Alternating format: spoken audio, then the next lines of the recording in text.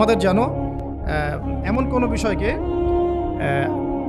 অস্বীকার করে না বসি যেটা আবার আমাকে ঈমান থেকে বের করে দিবে। আমার নিজের আমল না হতে পারে, আমি নিজে সেটা পছন্দ না করতে পারি, বা আমার মতামত থাকতে পারে, সেটা আলাদা ইস্যুস, কিন্তু ইসলামের বিধানগুলোকে আমরা কোনোভাবে যেন ডিনাই করতে না যাই, এটা আমাদের মাথায় রাখতে হবে।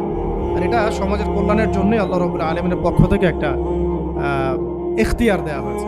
আর দুটা বিষয় বলে শেষ করে দিচ্ছি, সেটা হচ্ছে ওই যে ইলমের কথা বলেছিলাম শুরুতে, এর সাথে আমি আমার ব্যক্তিগত জীবন থেকে বলছি আর তিনটা জিনিস ইলমের সাথে খুব বেশি কানেক্টেড, এটা মাথায় রাখবেন। একটা হচ্ছে আদব। একটা কি? আদব। আদব রক্ষা করতে না পারলে ইলম অর্জন করতে পারবেন না। তাই আদব রক্ষা করার জন্য আমাদেরকে ওই জেনারেল লাইনে পড়াশোনার মেজাজটা ত্যাগ করে আসতে হবে। আমরা ওইখানে যে মেজাজে পড়াশোনা করি, ওই মেজাজটা আমাদেরকে একটু কর্পোরেট হতে শেখায়। মানে আমি বেতন দিয়েছি 500 টাকা, আমি 500 টাকার ক্লাস পাইলাম না কেন, তাই না? মেজাজটা এরকম আর কি।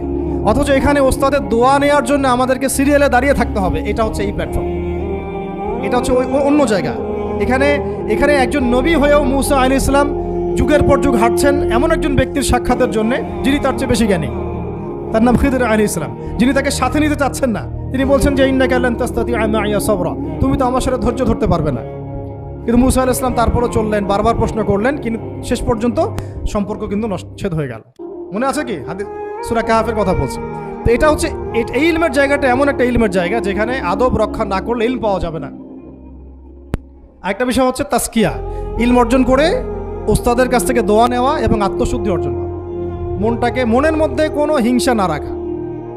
আমাদের সবার এখন মনের মধ্যে যে হিংসা দিয়ে ভর্তি, হিংসাগুলোকে ছেড়ে দেন, মন বড় করে ফেলেন, আল্লাহর জন্য ছেড়ে দেন, হিংসা ত্যাগ করেন, গীবত করা বন্ধ করে দেন, অপবাদ দেয়া তো একেবারেই নিষেধ, পরশ্রী কাতরতা ছেড়ে দেন, মনটাকে একদম খালেস করে রাখেন।